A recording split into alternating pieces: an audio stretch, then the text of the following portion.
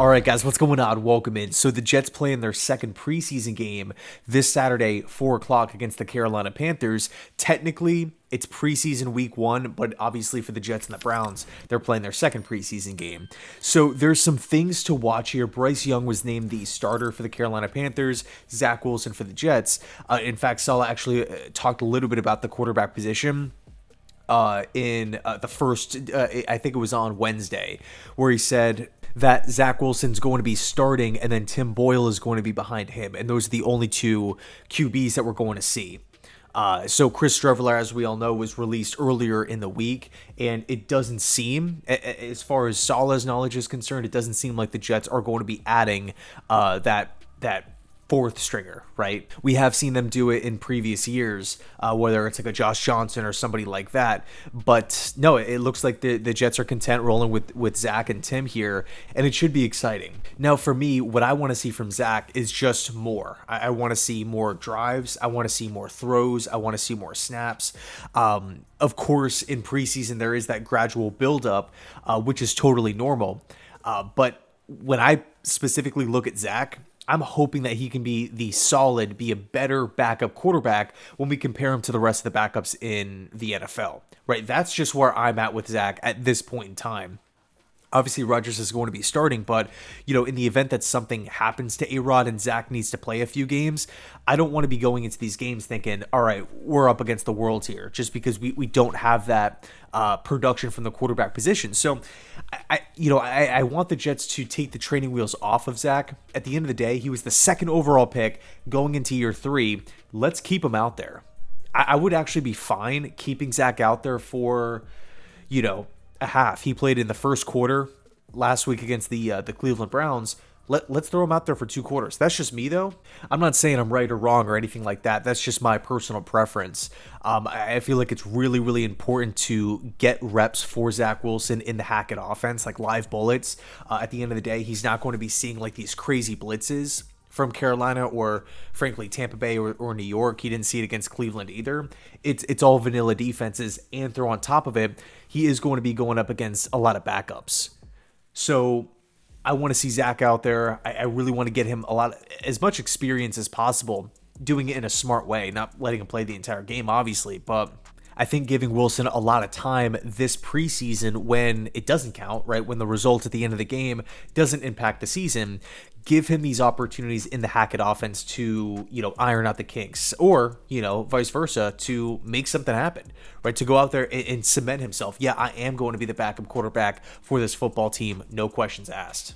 I think something else that I really want to see is improved run defense. That was something that I was a bit shocked watching Cleveland, or, watching that game. The Browns were just running down the Jets' throats. It really seemed like, of course, the Jets would have, those few plays where they would neutralize them, gain of 1, gain of 2, no gain.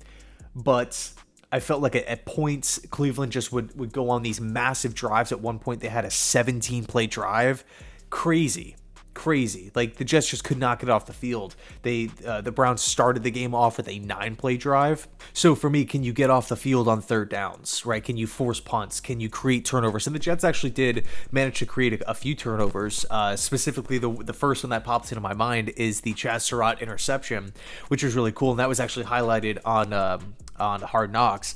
But yeah, can the younger players step up on defense? I want to see another solid performance from Jamie and Sherwood. Will Tony Adams play in this game? I'm not sure right now. Saleh has been a bit unclear about it. He did say, when asked about it, will the starters play? He said, we'll see.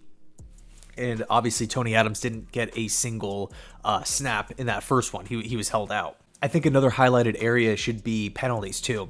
Of course, it's not Ulbrich jumping off sides. It's not Saleh making the hold.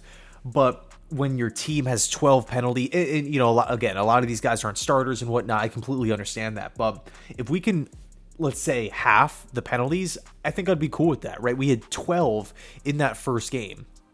And it was a bit weird. First, it's the Hall of Fame game. The lights went off at one point.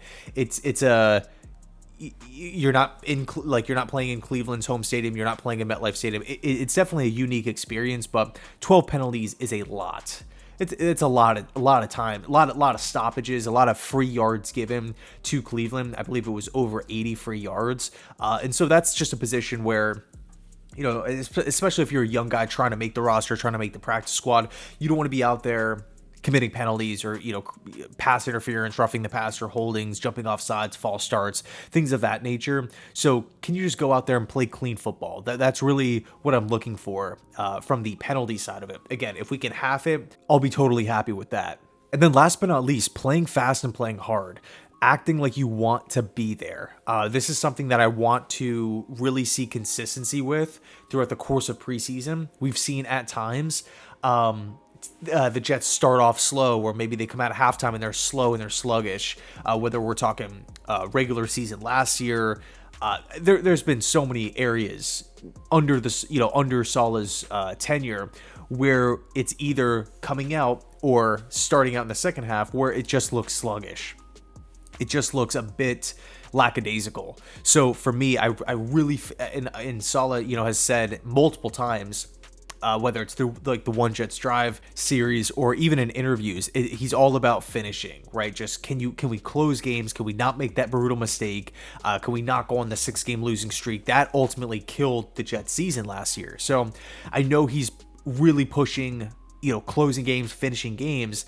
But for me, I think keeping the energy high from start to finish, quarter after quarter after quarter after quarter, no matter who's out there, I think is going to be big for me. That's what I want to see. So it'll definitely be an interesting one, especially with Bryce Young out there starting. So we'll see how it plays out. Let me know your thoughts down below in the comment section. And as always, go Jets.